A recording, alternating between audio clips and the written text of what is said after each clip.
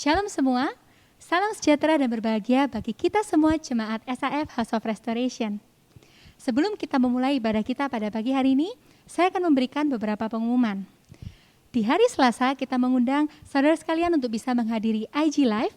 Akan ada special topik yang dibahas melalui Instagram kita di @safsby pada jam 8 hingga jam 9 malam. Di hari Kamis kita juga mengundang saudara sekalian untuk bisa hadir di komunitas Tumbuh Bersama. Mari kita ajak teman-teman kita yang mungkin sudah lama tidak hadir, dan mari kita saling menguatkan dan mendoakan di KTB Group masing-masing. Dan terakhir, tiba saatnya bagi kita untuk memberikan persembahan bagi Allah Tuhan kita. Saudara bisa memberikan persembahan, persepuluhan, maupun dana misi melalui rekening yang tertera di layar Anda. Ataupun saudara bisa juga scan barcode yang tertera di layar Anda. Sekian pengumuman dari saya, selamat beribadah semuanya, God bless you. Shalom semuanya, selamat hari Minggu. Hari ini kita mau bertemu kembali di dalam ibadah SAF. Hari ini kita mau siapkan hati kita untuk kita memulai, untuk menyembah Tuhan kita memuji, mengagungkan namanya. Mari kita mulai di dalam doa. Bapa, kami mengucap syukur Tuhan, terima kasih buat berkat-Mu yang sungguh luar biasa Tuhan, yang kami rasakan setiap hari ya Tuhan. Terima kasih juga untuk penyertaan-Mu Tuhan selama seminggu ini. Dan hari ini tiba saatnya kami ingin memberikan yang terbaik Tuhan. Kami ingin beribadah Tuhan untuk menyenangkan hati-Mu ya Tuhan. Biarlah Tuhan kami sungguh menyiapkan hati kami, dan kami mempersiapkan telinga kami juga untuk mendengarkan firman-Mu ya Tuhan. Dan pakai setiap dari kami Tuhan. Dalam nama Tuhan Yesus kami berdoa dan mengucap syukur.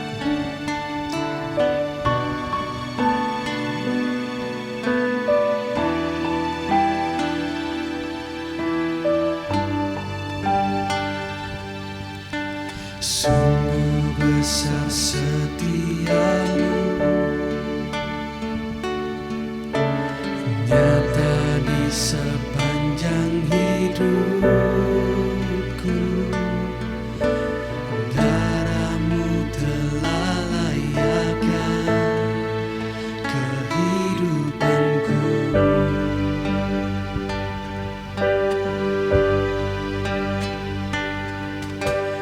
Tiada kata yang bisa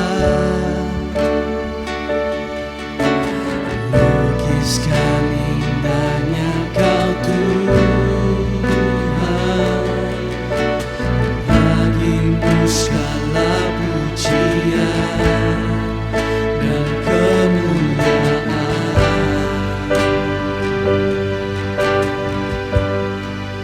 Ku tinggikan Engkau Tuhan, melebihi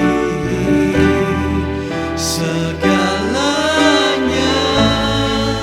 lebih dalam ku menyembah, dalam roh dan kebenaran selamanya.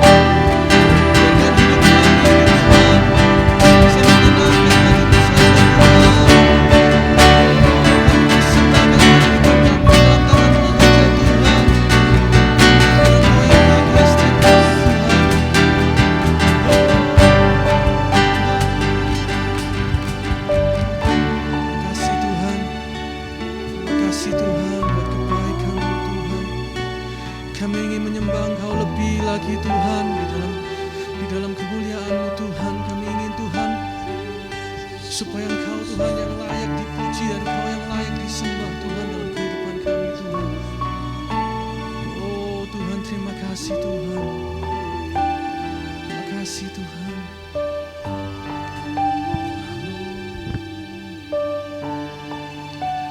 Terima kasih Tuhan, biarkan kami Tuhan bisa memuji Engkau lebih lagi Tuhan dalam kehidupan kami Tuhan. Dan biarlah Tuhan, melalui firman-Mu hari ini Tuhan, kami dikuatkan Tuhan. Kami ingin selalu mempersiapkan hati kami Tuhan.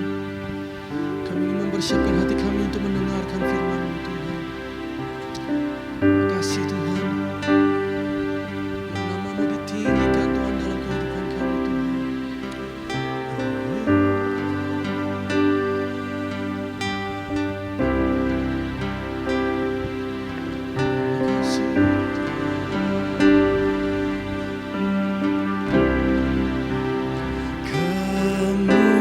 Kemuliaan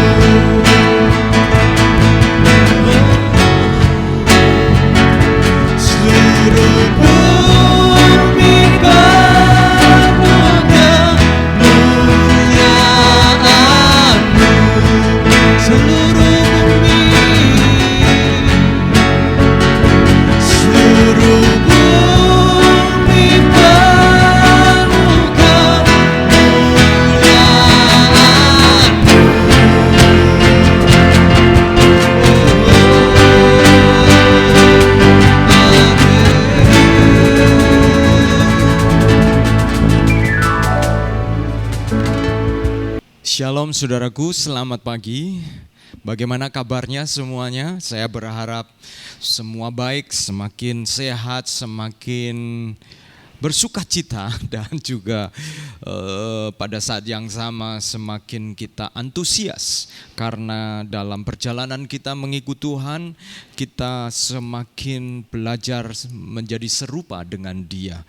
Baik saudaraku, saya pagi hari ini ingin mengajak kita untuk merenungkan kebenaran firman Tuhan yang menjadi bagian dari visi SAF, ya, yaitu kita belajar untuk menjadi orang-orang love people, orang-orang yang mengasihi sesama. Kalau minggu yang lalu Stephen berbicara tentang mengasihi Allah, mengasihi Tuhan, dan pagi hari ini hukum yang berikutnya yang juga menjadi value atau menjadi visi dari gereja kita SAF House of Restoration adalah kita mengasihi sesama. Karena tidak mungkin gereja Tuhan berada di muka bumi ini tanpa mengasihi sesama. Saudara, kalau Tuhan masih mengizinkan kita hidup di muka bumi ini, pasti Tuhan punya tujuan buat kita semuanya. Dan tujuannya bukan hanya kita diselamatkan lalu kemudian kita dibawa ke surga, diselamatkan lalu kemudian kita masuk ke surga. Kalau hanya itu saja saudara-saudaraku, maka Yesus tidak perlu memuridkan 12 muridnya. Yesus hanya perlu mati dan orang yang percaya kepada Dia lalu kemudian akan masuk ke surga. Yesus punya tujuan agar setiap saudara-saudara menjadi kepanjangan tangan dari kasih Allah itu sendiri kepada sesama kita. Sebagai dasar ayat kita adalah Matius pasal 22 ayat 37 sampai ayat yang ke-39. Demikian bunyi firman Tuhan. Jawab Yesus kepadanya, kasihanilah Tuhan Allahmu dengan segenap hatimu dan dengan segenap jiwamu dan dengan segenap akal budimu. Itulah hukum yang terutama dan yang pertama. Dan hukum yang kedua yang sama dengan itu ialah kasihilah sesamamu manusia seperti dirimu sendiri. Hukum yang kedua yang sama dengan itu ialah kasihilah sesamamu manusia seperti dirimu sendiri. Saudaraku, kalau kita memperhatikan, Yesus mengatakan bahwa seluruh perintah, seluruh hukum Taurat itu kalau diperas, sarinya hanya tinggal 2 ini. Yaitu yang pertama, mengasihi Allah dengan segenap hati, segenap jiwa, dan segenap akal budi. Yang kedua adalah mengasihi sesamamu manusia seperti dirimu sendiri. Saya mau mengajak kita merenungkan kalau bicara tentang mengasihi sesama, kayaknya kita semua ya udahlah, kita sudah tahu apa itu artinya mengasihi sesama kita. Tetapi menarik karena Yesus di dalam beberapa pernyataan Yesus bicara tentang mengasihi sesama, Yesus sangat menekankan ketika memberikan perumpamaan tentang orang Samaria yang baik hati. Yesus juga berbicara dan bertanya kepada orang Farisi ahli Taurat, siapakah sesamaku manusia itu? Yesus mendefinisikan sesama manusia itu siapa. Tetapi sebelum kita melihat bagian sesama manusia itu sendiri, saya tertarik untuk kita memperhatikan di sini karena Yesus mengatakan bahwa hukum yang kedua yang sama dengan itu. Nah, kalau kita berpikir tentang hukum yang kedua, berarti kan ada hukum yang pertama. Dan kalau ada hukum yang pertama, pertanyaan berikutnya, apakah hukum pertama itu lebih penting daripada hukum yang kedua? Karena kalimat yang Yesus pakai dikatakan dan hukum yang kedua yang sama. Berarti nilainya sama, saudaraku. Dan mari kita akan perhatikan dari ayat 37 ini, kita akan kupas apa yang ditekankan oleh Tuhan Yesus supaya kita memahami betapa pentingnya hukum yang kedua ini atau perintah yang kedua. Saya suka dengan terjemahan bahasa Indonesia sehari-hari yang menerjemahkan kata perintah. Dalam bahasa Inggris juga diterjemahkan command. Jadi bukan law atau hukum, tetapi perintah, command. Perintah Allah yang kedua. Nah, saya mengajak kita untuk memperhatikan ayat 37 yang dikatakan bahwa dan hukum yang kedua yang sama. Jadi saudaraku, kasihlah sesamamu manusia seperti dirimu sendiri disebut sebagai perintah yang kedua. Kata kedua di sini bukan dalam pengertian nomor urut yang terpisah seperti ukuran sepatu begitu ya. Ini sepatu 37, ini 38 saudaraku, sehingga saudara tinggal memilih mana. Tetapi kata kedua ini memiliki pengertian saudaraku, yaitu kata ini diterjemahkan sebagai kata kedua itu berarti dampak sebenarnya, hasil. Jadi kata kedua bukan dalam pengertian urutan numbers, urutan angka 1, 2, 3, 4, tidak saudaraku. Tetapi Yesus mengatakan hukum yang kedua atau lebih tepat kalau saya terjemahkan hukum yang terjadi kalau engkau melakukan atau perintah yang kedua atau perintah yang terjadi kalau engkau melakukan perintah yang pertama. Jadi hukum yang pertama atau perintah yang pertama, kasihlah Tuhan Allahmu dengan segenap hatimu, segenap jiwamu, dan segenap akal budimu. Itu pasti kalau itu dikerjakan perintah yang pertama, maka pasti akan menghasilkan perintah yang kedua.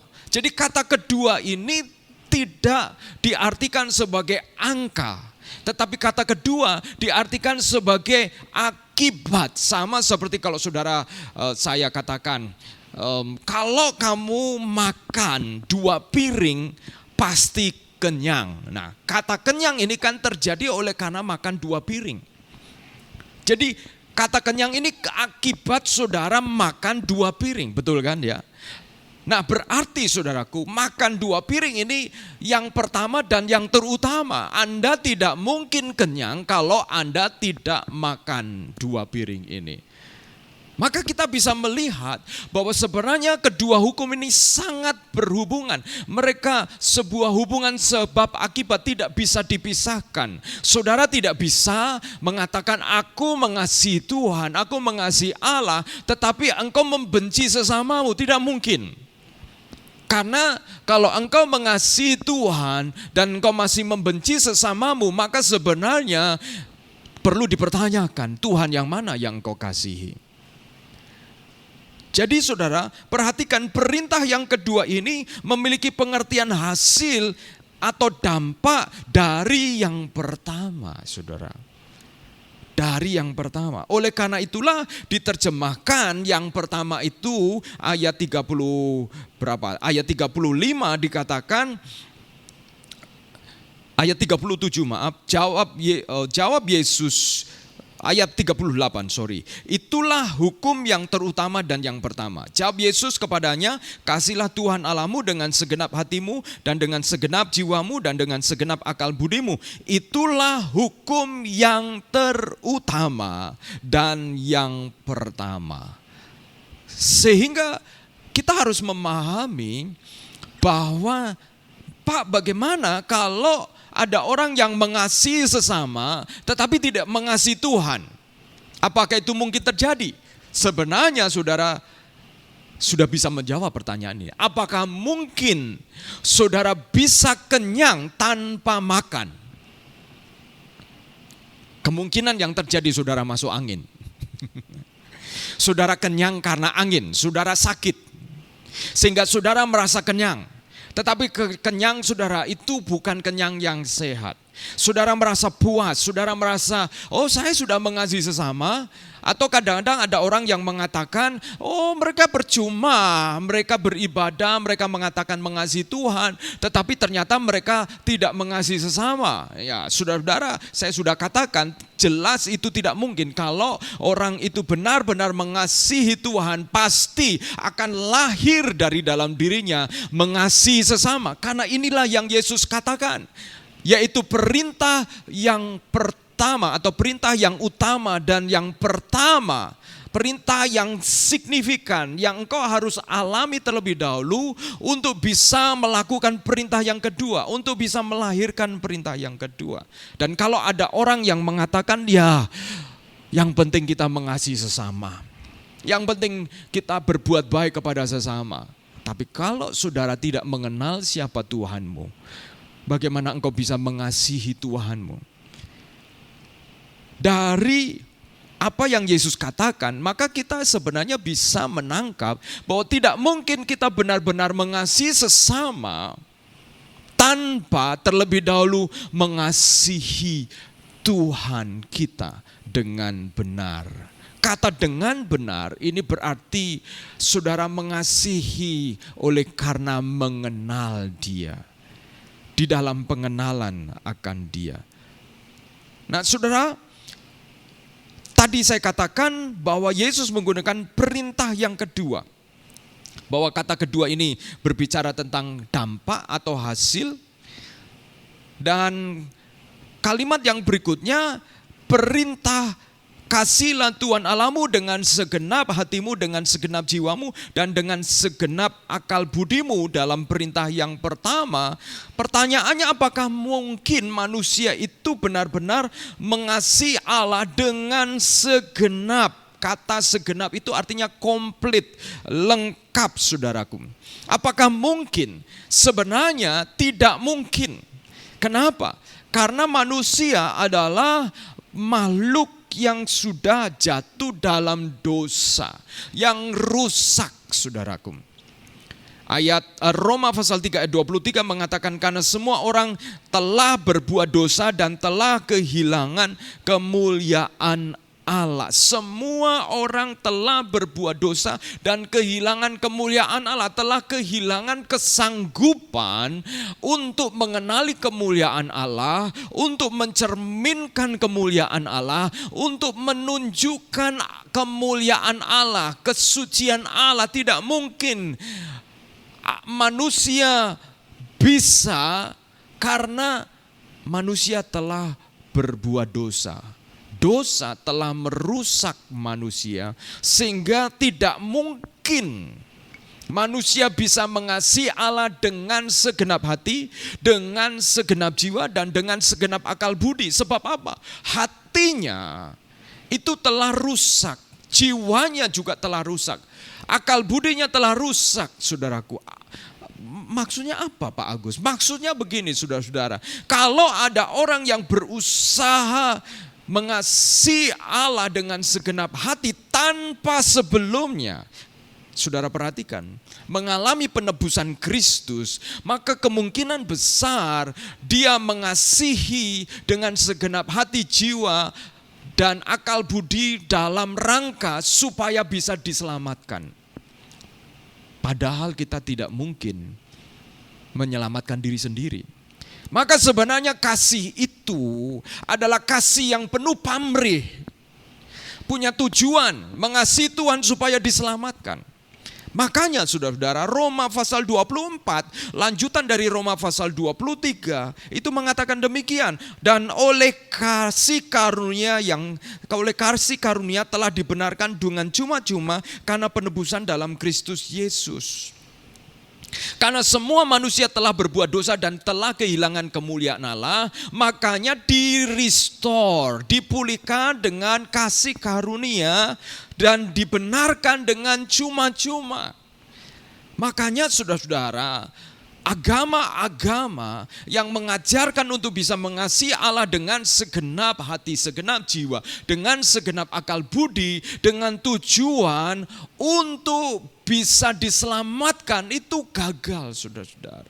Tidak mungkin, sebab dosa telah merusak manusia. Hanya oleh karena kasih karunia. Jadi perintah pertama itu hanya bisa terjadi, kita tidak mungkin dengan segenap hati, segenap jiwa, dan segenap akal budi mengasihi Allah, kecuali kita terlebih dahulu menerima kasih dari Allah. Seperti yang firman Tuhan minggu yang lalu sampaikan. Saya ingin highlight ini benar-benar, karena jangan sampai sekalipun kita ini sebagai orang Kristen, tetapi sikap hati kita itu mengasihi Allah dengan berharap kita kemudian dikasihi oleh Allah. Tidak, saudara kita harus menyadari bahwa kita telah dikasihi Allah terlebih dahulu, saudara-saudara. Sehingga dengan demikian, oleh karena kesadaran itu, maka kita baru bisa mengasihi Dia dengan segenap hati tanpa pamrih. Mengapa? Sebab Allah terlebih dahulu mengasihi kita. Sama seperti di dalam Lukas pasal 15 ayat 20 sampai 21, saudaraku. Di sana kisah tentang anak yang terhilang itu jelas sekali menunjukkan bahwa bapalah yang mengambil inisiatif untuk memeluk anak ini. Ketika anak itu pulang dari jauh, ayahnya telah melihat cara jalannya, ayahnya mengenali, lalu tergeraklah hati ayah itu dengan belas kasihan. Ayahnya itu berlari dan mendapatkan dia, lalu merangkul dan mencium dia, saudaraku. Anak itu bau, karena dia bekerja sebagai pemberi makan babi di peternak babi. Saudara berada di sekitar peternakan babi, saudara-saudara? Wow, baunya luar biasa. Baunya, aduh minta ampun, saudara-saudara. Anak ini pasti bau kotor, saudara. Dan demikianlah kita sebenarnya. Kita memang punya inisiatif untuk kembali kepada Allah. Tapi oleh karena dosa sebenarnya kita masih bau. Oleh karena dosa inisiatif kita itu, saudara-saudara, tidak sempurna. Inisiatif kita itu dipenuhi oleh keinginan untuk seperti anak ini tinggal di rumah bisa makan. Ada keinginan-keinginan pribadi, saudaraku. Hanya ketika bapak itu memeluk anak itu. Anak itu tidak mandi dulu, diganti pakaiannya, baru dipeluk. Anak itu dalam keadaan kotor, bau. Bapak itu sudah memeluk, saudara-saudara. Allah merangkul dan mencium kita pada waktu kita masih berdosa. Jadi saudara-saudara, perintah yang pertama mengasihi Allah itu hanya terjadi kalau kita ini terlebih dahulu menerima kasih Allah, mengalami kasih Allah. Seperti minggu lalu. Saya tekankan kembali supaya saudara mengerti ini.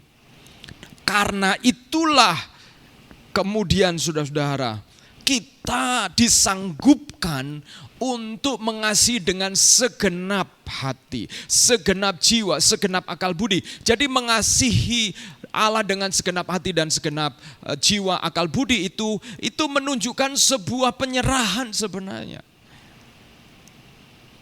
bukan sebuah usaha, tapi sebuah penyerahan mengasihi Allah. Karena Allah yang terlebih dahulu mengasihi kita. Inilah kasih itu. 1 Yohanes pasal 4 ayat 10. Bukan kita yang telah mengasihi Allah, tetapi Allah yang telah mengasihi kita dan yang telah mengutus anaknya sebagai pendamaian bagi dosa-dosa kita. Perhatikan ini. Jadi saudara tidak bisa melakukan firman Tuhan ini tanpa saudara mengalami penebusan Kristus terlebih dahulu. Tanpa kita mengalami betapa kita kotor, berdosa, dan kita merasa begitu tidak layak. Tetapi Yesus, Allah telah mengutus anaknya dan memberikan kehangatan pelukan kepada kita. Walaupun kita bau, walaupun kita kotor, tapi kita telah dipeluk. Bapa memilih, menerima, memeluk kita. Sampai kepada titik kesadaran itulah saudara-saudara, baru saudara bisa mengasihi Tuhan dengan segenap hati. Kenapa? Karena saudara sadar bahwa kasih-Nya begitu besar di dalam hidup kita. Itu sebabnya saudara-saudara,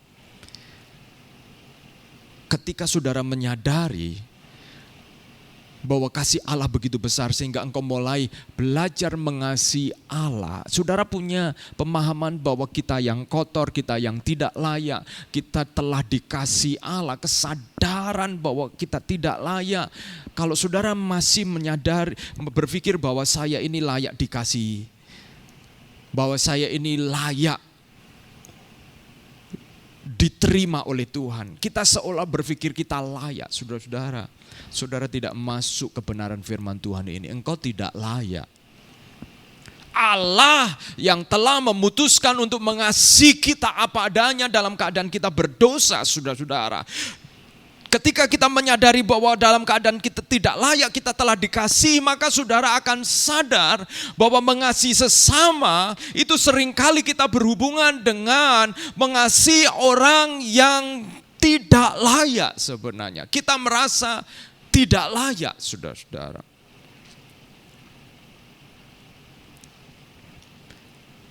Dan disinilah Yesus kemudian mengatakan, perintah yang sama, kata yang sama, ya seperti tadi dikatakan bahwa ayat yang 39 Matius 22, dan hukum yang kedua. Jadi kata yang kedua berarti itu dampak. Setelah kita menyadari betapa kita dikasihi Allah, baru kemudian kita bisa mengasihi Allah, maka dampaknya adalah kita kemudian melihat sesama. Melihat sesama bahwa Yesus juga mati bagi semua orang yang berdosa, sebagaimana kepada kita. Maka sebenarnya kasihilah sesamamu manusia itu dipahami juga di dalamnya mengandung misi. Sebagaimana Kristus yang telah mati bagi semua manusia dan mengasihi mereka, demikian juga maka ketika kita menerima kasih Allah yang seperti itu, kita juga harus mengasihi semua manusia sebagaimana Kristus yang telah mati bagi semuanya. Kalau Kristus mati bagi musuhmu, mengapa engkau tidak bisa mengasihi musuhmu? Padahal kita telah dikasihi oleh Allah, saudara-saudara. Kita yang seteru Allah firman Tuhan, kita yang adalah musuh Allah telah menerima kasih dari Allah. Maka sebenarnya tidak mungkin kalau kita benar-benar dijamah oleh kasih Allah, kita dilawat oleh kasih Allah, kita mengalami betapa besarnya kasih Allah, lalu kemudian kita tidak mungkin tidak bisa mengasihi musuh kita kalau kita terus-menerus mengingat kasih Allah. Makanya saudara-saudara, Tuhan Yesus mengatakan hukum yang sama.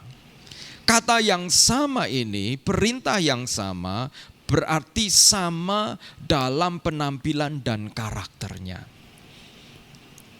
Kasihilah sesamamu manusia itu sama seperti kasihilah Allahmu dengan segenap hati, jiwa, dan akal budi. Sama dalam hal apa, saudara?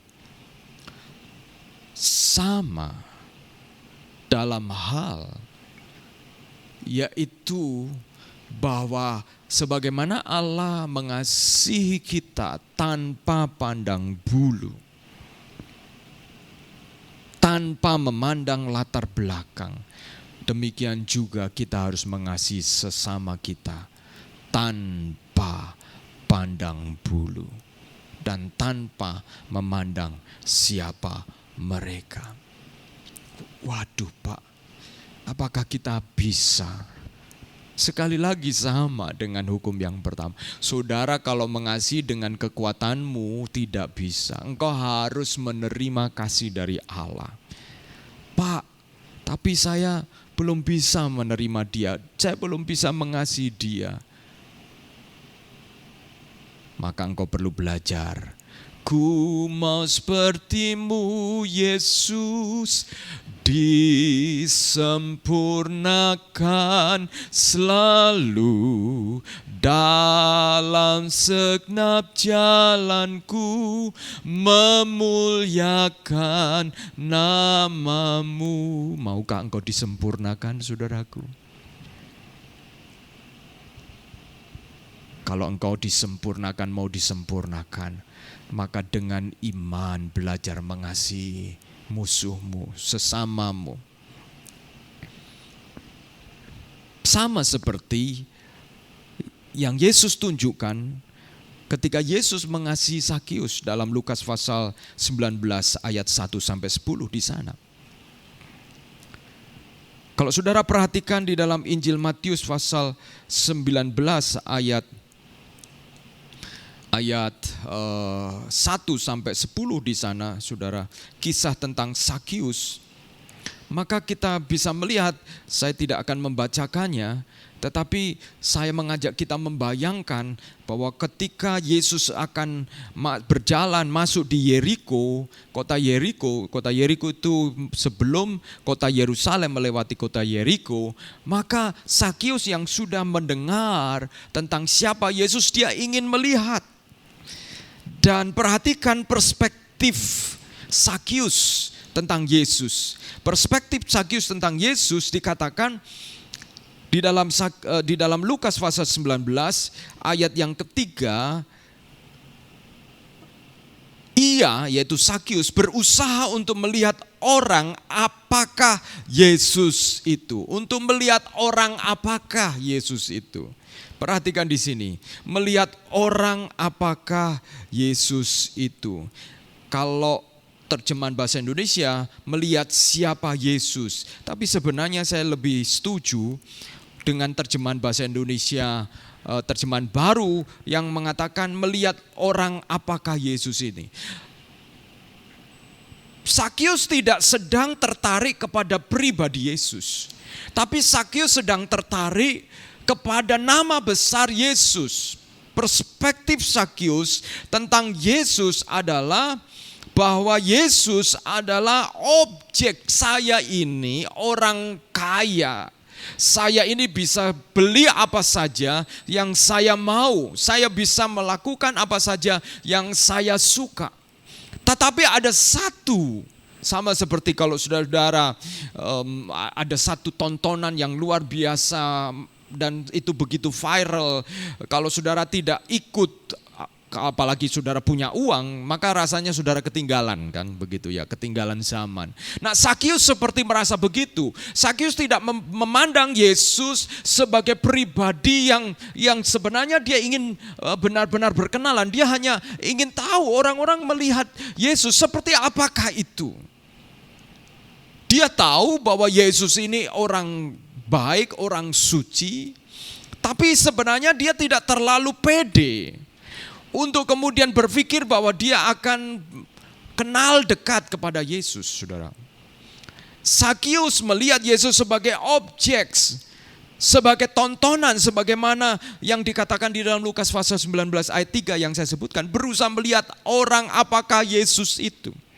Kemudian yang kedua, Yesus ingin mendekat kepada Yesus tetapi terhalang oleh karena kelemahannya sendiri.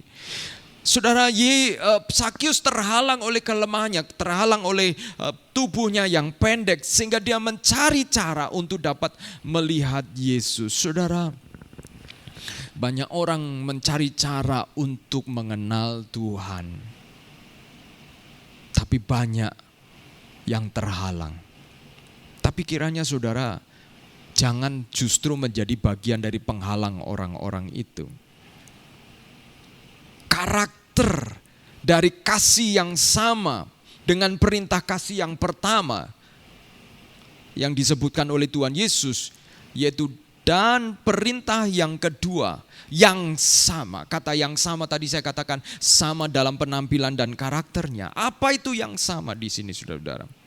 Yang sama, saudara-saudara, ternyata kasih Yesus kepada Sakius itu, Yesus, kalau Sakius melihat Yesus itu lebih kepada seperti sebuah benda yang mahal, sebuah benda, Yesus sebagai objek, sebagai orang yang terkenal, dia ingin tahu siapa, dia kepo, saudara-saudara. Tetapi Yesus kepada Sakius, Yesus tidak kepo, sekedar ingin tahu. Yesus, perhatikan, Yesus melihat jiwa Sakius. Yang sama, perintah dari yang pertama, kasihlah sesama manusia, ini berbicara tentang kasihlah sesama dengan melihat jiwanya.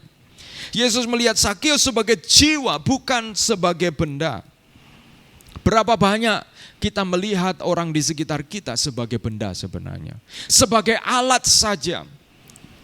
Alat untuk membuat usaha kita berhasil, alat untuk kita manfaatkan. Namanya alat itu kan, saudara, ya sesuai dengan kebutuhan kita. Kalau kita nggak perlu alat itu, ya kita nggak akan pakai alat itu. Berapa banyak di antara kita yang punya mindset melihat sesama sebagai alat, saudara-saudara, melihat sebagai benda. Sekalipun kita memperlakukan mereka dengan baik, kita tidak melukai mereka, tetapi di dalam pikiran kita tidak sedang memandang mereka sebagai jiwa, tetapi memandang sebagai alat.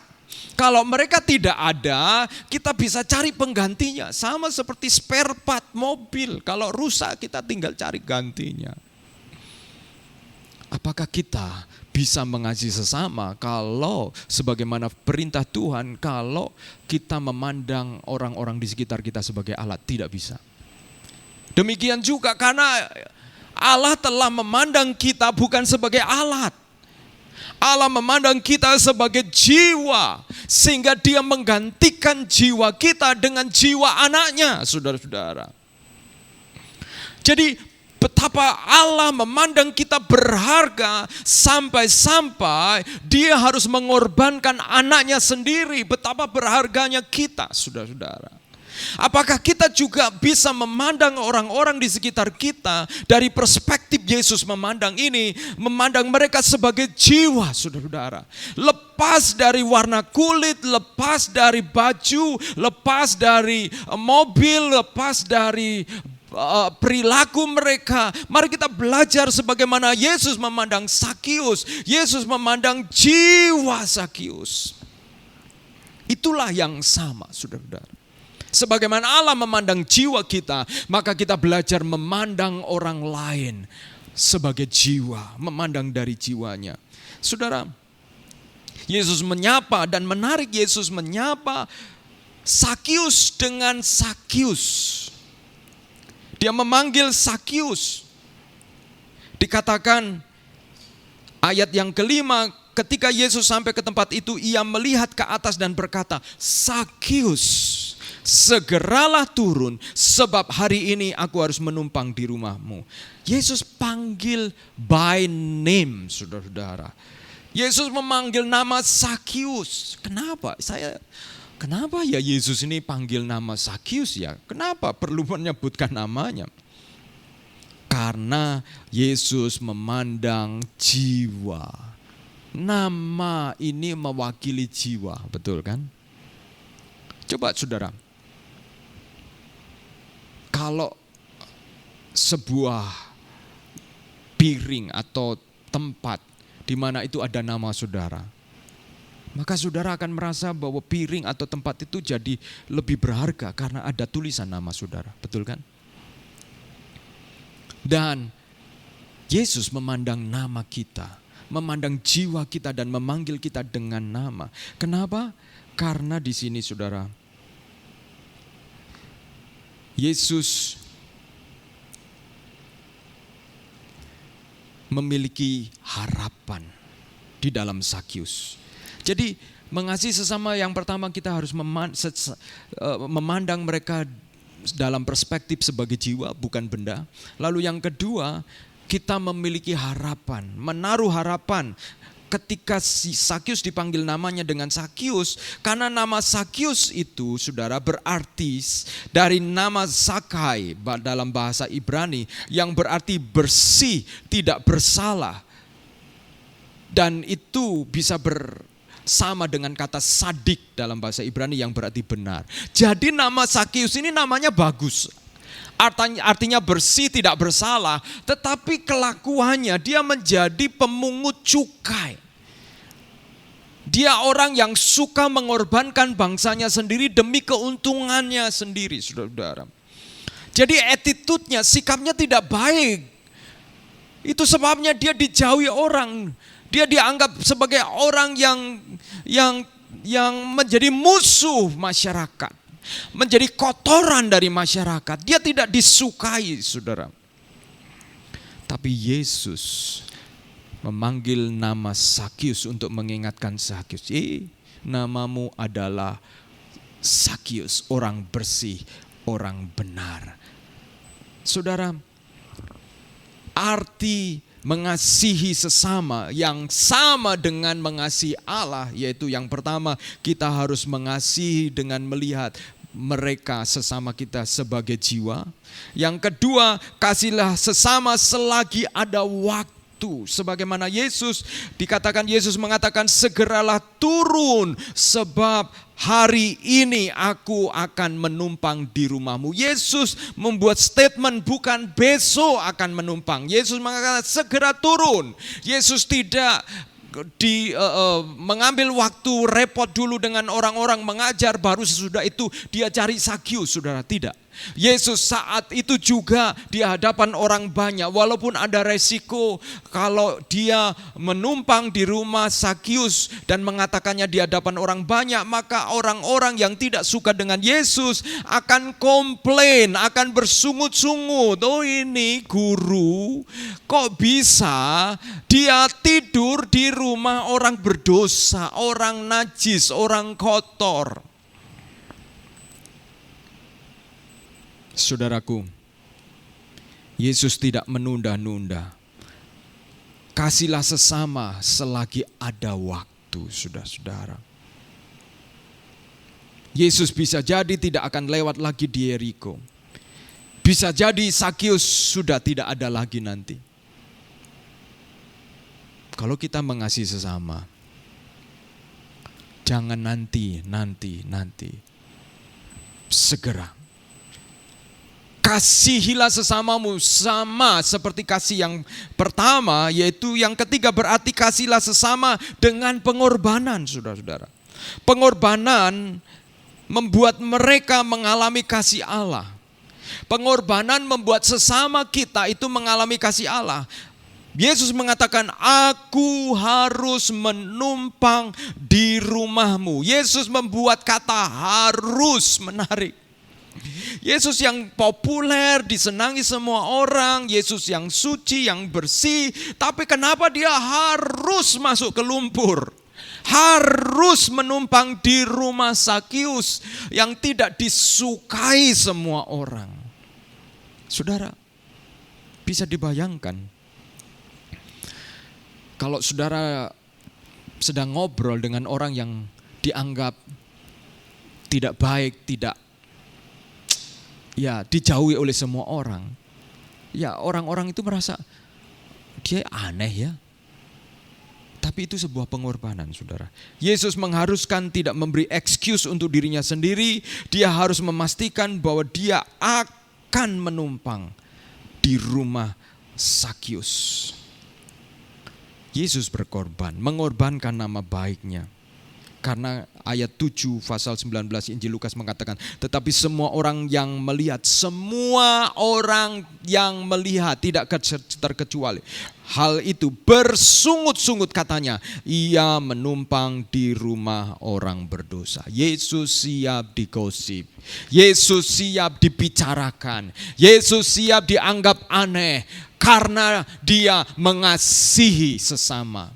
Saudara, karena dia mau memastikan bahwa saudara-saudaraku, apa yang dia nyatakan kepada Sakius itu menghasilkan sesuatu. Itulah yang berikutnya. Mengasihi sesama itu berarti kita punya tujuan kekal. Supaya apa? Supaya diselamatkan. Yesus mengatakan, aku harus hari ini menumpang ke rumahmu. Kenapa? Karena hari ini Sakius hatinya sedang terbuka kepada Yesus. Itu dibuktikan dengan Sakius naik ke pohon walaupun masih menganggap Yesus sebagai alat, benda. Tetapi ketika Yesus memperlakukan Sakius bukan alat, tetapi memperlakukan Sakius sebagai jiwa pribadi. Bahkan Sakius, banyak orang mengatakan namanya Sakius, tapi kok hidupnya begitu. Namanya bersih, namanya soleh, tapi kenapa hidupnya kok jahat, gak cocok sama namanya. Sehingga nama Sakius sebenarnya nama yang membebani, nama yang gak cocok. Ada orang yang namanya sabar tapi tidak sabar. Saudara ingat arti namamu sendiri. Seperti saya, nama saya dermawan. Bagaimana kalau kemudian saya tidak dermawan? Wow, saya malu, saudara-saudara. Nah, itu terjadi kepada Sakius. Tapi Sakius dipanggil Yesus dengan namanya. Artinya Yesus mempercayai bahwa Roh Kudus, bahwa Sakius bisa mengalami perubahan hidup. Apakah saudara bisa mempercayai sesamamu bahwa mereka bisa mengalami perubahan hidup? Karena kalau engkau memandang mereka, memandang dari jiwa mereka, maka engkau mulai punya pengharapan atas mereka. Dan yang berikutnya saudara-saudara, yang sama adalah sebagaimana Allah mengasihi kita dengan kasih yang kekal agar kita diselamatkan. Demikian juga saudara dan saya mengasihi sesama dengan tujuan kekal, supaya orang diselamatkan. Kita tidak mengasihi, sekedar mengasihi seperti orang-orang yang lain melakukan kegiatan-kegiatan sosial. Saudara-saudara, kita mengasihi punya tujuan kekal. Kenapa? Karena kasih yang tertinggi adalah menolong mereka untuk berjumpa dengan Yesus Kristus sebagai Tuhan dan Juru Selamat dan memiliki pengharapan hidup yang kekal. Saudara-saudara, kalau saudara berpikir mengasihi sesama, maka saudara harus berpikir yang sama seperti kasih yang pertama, yaitu kepada Allah, di mana kasih Allah itu terjadi oleh karena kita dikasihi oleh Allah dengan tujuan kekal supaya kita diselamatkan.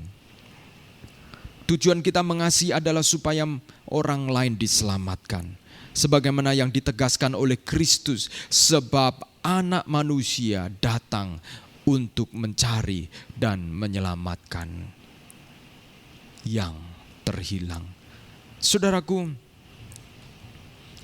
sebab Anak Manusia datang untuk mencari dan menyelamatkan yang hilang. Lukas pasal 19 ayat 10. Jadi kita ini mengasihi sesama bukan sekedar ya sudah selesai mengasihi selesai. Kita harus belajar apa yang dimaksud oleh firman Tuhan mengasihi sesama seperti dirimu sendiri. Maka sebagaimana engkau ingin dirimu selamat, demikian juga ketika engkau dan saya mengasihi sesama, kita juga merindukan agar mereka diselamatkan, bukan? Itu harus sampai sejauh itu, saudara-saudara. Kita harus minta kasih Tuhan sampai sejauh itu.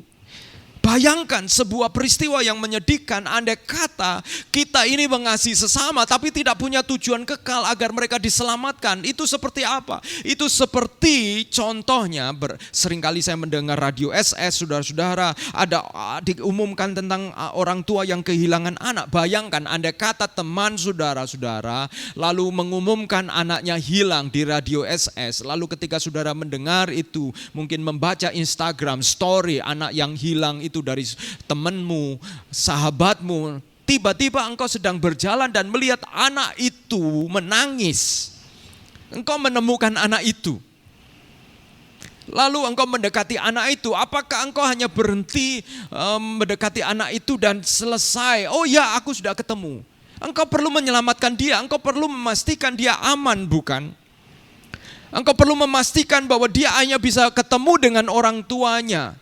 Engkau tidak hanya cukup puas ketemu anak itu, oh ini sudah ketemu. Enggak, engkau pastikan dia aman. Demikian juga sebenarnya saudara-saudara. Kita mengasihi sesama dengan tujuan kekal. Supaya apa? Supaya mereka diselamatkan. Supaya mereka dibawa kembali pulang kepada Bapa kita di surga. Karena Bapa di surga sedang menantikan yang hilang itu kembali ditemukan dan pulang. Sebab anak manusia datang untuk mencari dan menyelamatkan yang hilang. Jadi saudaraku, mari kita akan meningkatkan kedewasaan kasih kita kepada sesama dengan cara, yaitu yang pertama, kasihlah sesama dengan melihat jiwa sebagai jiwa, bukan sebagai benda, bukan sebagai alat. Kasihlah sesama selagi ada waktu, jangan tunda-tunda. Kasihlah sesama dengan pengorbanan, dan kasihlah sesama dengan tujuan kekal sampai mereka diselamatkan. Tuhan Yesus memberkati kita semua. Mari kita akan meresponi firman Tuhan. Saudaraku, kita mau membuatnya sederhana. Love God, love people. Tapi faktanya saudaraku, love people, ada level di mana semua orang nampaknya bisa love people. Tapi ada level tertentu di mana kalau saudara tidak mengalami hidup yang baru, engkau tidak bisa melakukan level ini, level love people, di mana engkau harus mengasihi musuhmu, mengasihi orang yang telah melukai engkau, mengasihi orang-orang yang tidak layak menurut kita untuk kita kasihi. Tapi disitulah saudaraku, Kristus telah mati bagi setiap kita. Itu sebabnya saya mengajak kita untuk meresponi firman Tuhan melalui pujian ini. Setiap kali saudara berhadapan dengan challenge, tantangan ini di mana saudara mulai kehilangan kasihmu,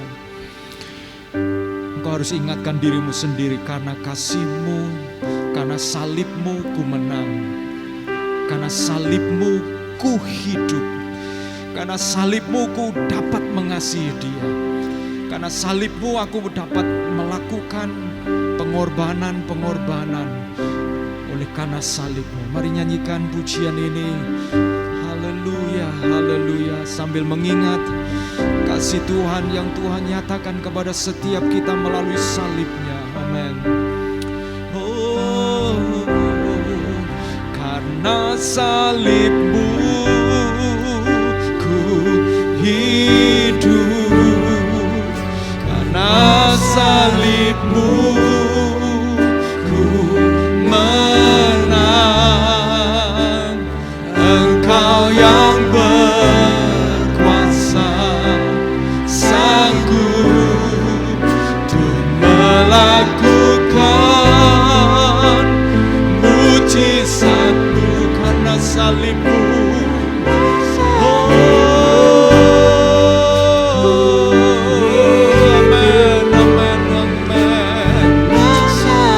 Dengan iman, karena engkau tahu pada waktu di mana engkau mengasihi, bukan dengan kekuatan kita, tetapi oleh karena kesadaran bahwa karena salib Yesus saja, maka kita akan dimampukan mengasihi. Amin. Hidupku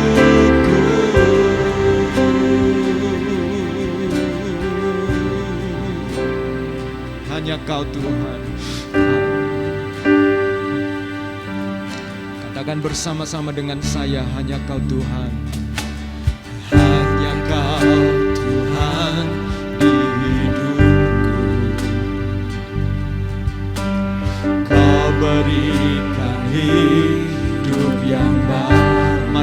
kita mengucap syukur. Darah-Mu menyucikan, pulihkan hatiku. Amin. Yes Lord.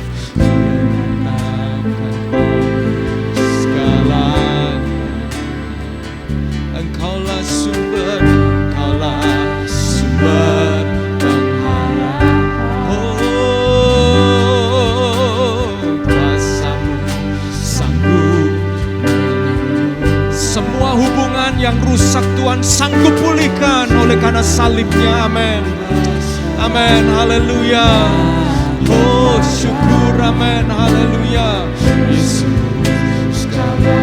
segalanya. Karena salib-Mu hidup, karena salib-Mu menang. Engkau yang berkuasa, sanggup melakukan mujizat-Mu. Karena salib-Mu, amin, ku hidup. Yes Lord. Karena salib-Mu ku menang, ku menang. Engkau yang berkuasa, sanggup melakukan mujizat-Mu.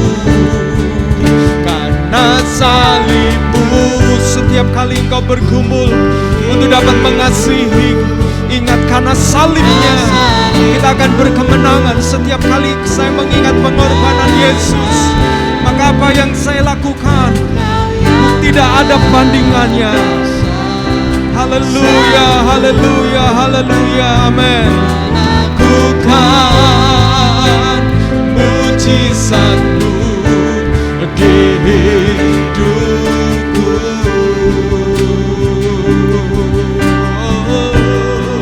Untuk melakukan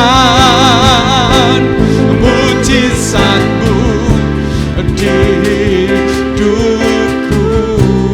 Untuk melakukan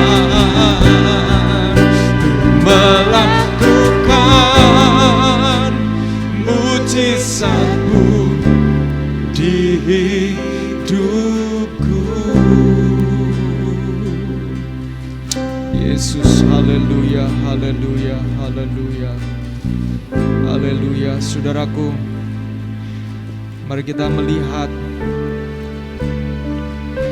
adakah titik-titik di mana kita harus mengasihi. Saudara, mengasihi orang yang tidak terlalu kita kenal karena tidak terlalu beresiko, itu lebih mudah. Tetapi mengasihi orang yang kita kenal dan bahkan mungkin pada akhirnya menjadi musuh, itu tidak mudah karena saudara tahu ada resiko. Itu sebabnya saudaraku, kita harus mengingat karena salib Tuhan. Yesus telah mati buat kita ketika kita dalam keadaan berdosa. Bukan dalam keadaan baik, bukan dalam keadaan excellent, tapi dalam keadaan menjijikkan, berdosa, najis. Tapi Yesus sudah mati buat kita. Itu sebabnya tidak ada alasan buat kita untuk tidak bisa mengasihi. Mari kita datang kepada Tuhan. Seringkali ego kitalah yang menjadi tembok yang begitu tinggi untuk kita panjat.